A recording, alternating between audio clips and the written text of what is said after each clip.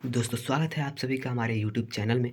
दोस्तों आज के इस हमारे नए वीडियो का उद्देश्य है कि चैप्टर 10 प्रकाश का प्रवर्तन तथा अपवर्तन क्या है, इसके विषय में मतलब प्रकाश क्या है, अपवर्तन क्या है, सारी जानकारी आपको इस वीडियो में मिल जाएंगी। और आज का इस कंसेप्ट जो हमारा है वो है प्रकाश क्या है, प्रकाश के गुण और भी हम आदि इस वीडियो के अंदर देखेंगे। तो बने रहिए इस वीडियो में। तो सबसे पहला जो हमारा प्रश्न है वो है प्रकाश क्या है। प्रकाश प्रकाश क्या है, तो आइए इसे देखते हैं। प्रकाश एक प्रकार की ऊर्जा है। प्रकाश एक प्रकार की ऊर्जा है जो हमारी आँखों को संवेदनशील बनाती है, यानी कि देखने योग्य बनाती हैं। जब प्रकाश के स्रोत से किरणें निकलती हैं, स्रोत जैसे हो गया सूरज, टॉर्च, मोबाइल, फ्लैश, कुछ भी हो सकता है। स्रोत से किरणें निकलती हैं तो वह वस्तु से टकराकर हमारी आँखों तक पहुँचती हैं और हमें वस्तु दिखाई देती है। मान लीजिए कोई प्रकाश आ रही है, किसी वस्तु पर टकराई और उस वस्तु पर मतलब उजाला हो गया और हमारी आँखों से आकर टकराई तो हमको वह वस्तु दिख गया, तो इसी को हम प्रकाश कहते हैं। और हमें वस्तु दिखाई देती है, इस क्रिया को प्रकाश कहते हैं। तो एक बार हम अच्छे से बता देते हैं। प्रकाश एक प्रकार की ऊर्जा है जो हमारी आँखों को संवेदनशील बनाती है। जब प्रकाश के स्रोत से किरणें निकलती हैं तो वह वस्तु से टकराकर हमारी आँखों तक पहुँचती हैं और हमें वस्तु दिखाई देने लगती है। इस क्रिया को प्रकाश कहते हैं। अब चलिए प्रकाश के गुण देखते हैं। प्रकाश के गुण कौन कौन से हैं, तो पहला जो होगा प्रकाश एक सीधी रेखा में चलता है। प्रकाश एक सीधी रेखा में चलता है और टेढ़ी मेढ़ी नहीं जा सकती, केवल सीधी। और दूसरा है प्रकाश की चाल निर्वात में 3 × 10⁸ मीटर प्रति सेकेंड होती है। इसको आपको याद कर लेना है, OMR में पूछ सकता है। और तीसरा देखते हैं, प्रकाश की तरंगदैर्घ्य 3900 एंगस्ट्राम से 7800 एंगस्ट्राम तक होती है। चौथा है प्रकाश एक पारदर्शी माध्यम से गुजर सकता है लेकिन अपारदर्शी माध्यम से नहीं गुजर सकता। और पांचवा है प्रकाश को चलने के लिए माध्यम की आवश्यकता नहीं होती, मतलब इसको चलने के लिए कोई माध्यम की आवश्यकता नहीं होती। यह निर्वात में भी चल सकता है, मतलब जहाँ पर वायु न हो, हवा न हो, वहाँ पर भी प्रकाश चल सकता है। अब चलिए प्रकाश का परावर्तन देखते हैं। प्रकाश का परावर्तन, आपको यह फिगर एकदम अच्छे से बना लेना है। अच्छे से आपको अगर फिगर बना लेंगे तो परिभाषा खुद ही बना लेंगे, परिभाषा खुद ही याद हो जाएगा, बस आपको फिगर बनाना आना चाहिए। तो आइए मान लीजिए हमारा एक दर्पण हो गया, दर्पण हमने बना दिया और उसके बाद उसका मतलब नाम हो गया समतल दर्पण। उससे एक किरण आ रही है, यहाँ से एक किरण आ रही है जो आपतित किरण है। आपतित किरण यानी कि आने वाली किरण। और यहाँ पे एक है इधर जा रही है परावर्तित किरण, यानी कि जाने वाली किरण। और यह है हमारा अभिलंब, बीच में होता है अभिलंब। और हमारा जो जहाँ पर ये बिंदु होता है इसे आपतन बिंदु कहते हैं। आपतन कोण को I से प्रदर्शित किया जाता है और परावर्तन कोण को R से परिवर्तित किया जाता है। चलिए इसके आगे वाला देखते हैं हम। अब इसको हम परिभाषित करते हैं, जो चित्र है उसको हम परिभाषित करते हैं। जब प्रकाश किसी पालिशदार व चिकने तल पर गिरता है तो उसका अधिकांश भाग वापस लौट आता है, तो इस घटना को हम प्रकाश का परावर्तन कहते हैं।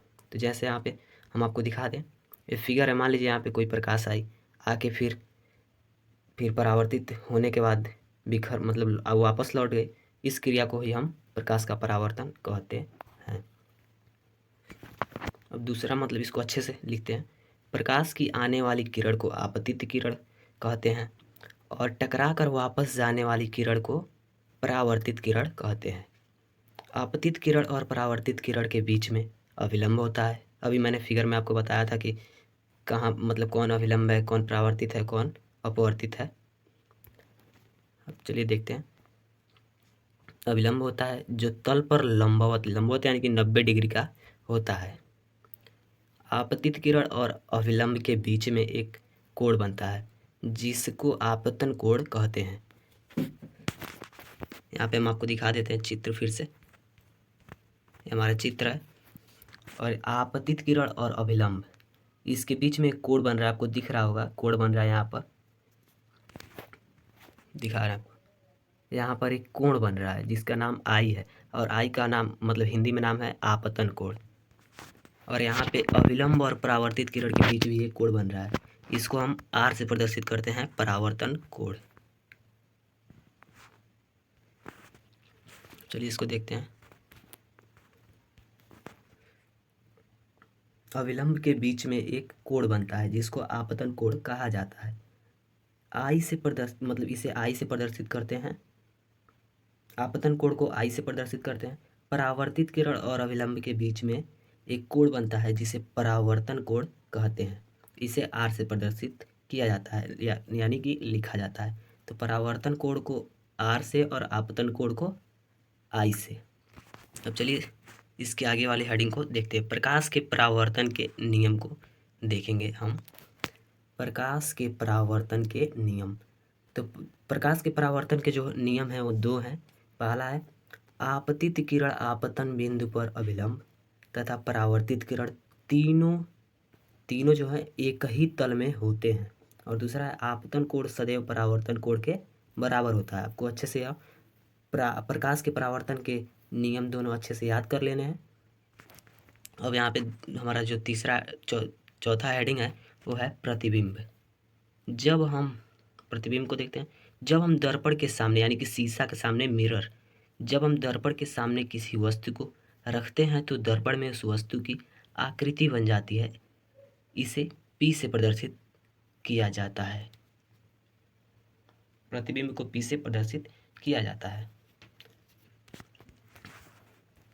प्रतिबिंब दो प्रकार के होते हैं। प्रतिबिंब जो है वो दो प्रकार के होते हैं। पहला है वास्तविक प्रतिबिंब और दूसरा आभासी प्रतिबिंब। तो चलिए वास्तविक प्रतिबिंब को देखते हैं।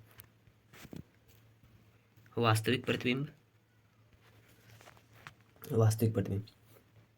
जिस वस्तु से चलने वाली किरणें परावर्तन के बाद किसी बिंदु पर वास्तव में मिलती हैं उन्हें वास्तविक प्रतिबिंब कहते हैं। यहाँ पे मतलब वास्तविक प्रतिबिंब, तो यहीं से पता चल जा रहा है कि वास्तव में मिलेंगी तो वो क्या कहलाएंगी, वास्तविक प्रतिबिंब। जैसे मान लीजिए सिनेमा के पर्दे पर बनने वाली प्रतिबिंब वास्तविक है। और आभासी प्रतिबिंब को देखते हैं। किसी वस्तु से चलने वाली किरणें परावर्तन के बाद किसी दूसरे बिंदु से आती हुई प्रतीत होती है, इसे आभासी प्रतिबिंब कहते हैं। इसे पर्दे पर नहीं लिया जा सकता है, आभासी प्रतिबिंब को पर्दे पर नहीं लिया जा सकता है। अब विसरित परावर्तन देखते हैं। विसरित परावर्तन किसे कहते हैं? जब किसी खुदरे पृष्ठ से प्रकाश को गुजारा जाता है तो प्रकाश की किरणें बिखर जाती हैं, इस घटना को विसरित परावर्तन कहते हैं। अब यहाँ पे हम दर्पण को देखते हैं। दर्पण कितने प्रकार का होता है, दर्पण क्या है, तो आइए। दर्पण, पहला जो इसमें दर्पण का भाग है वो समतल दर्पण है और दूसरा गोली दर्पण। और गोली दर्पण के दो भाग हैं, पहला उत्तल दर्पण और दूसरा अवतल दर्पण। तो समतल दर्पण को हम देखते हैं। समतल दर्पण को देखते हैं।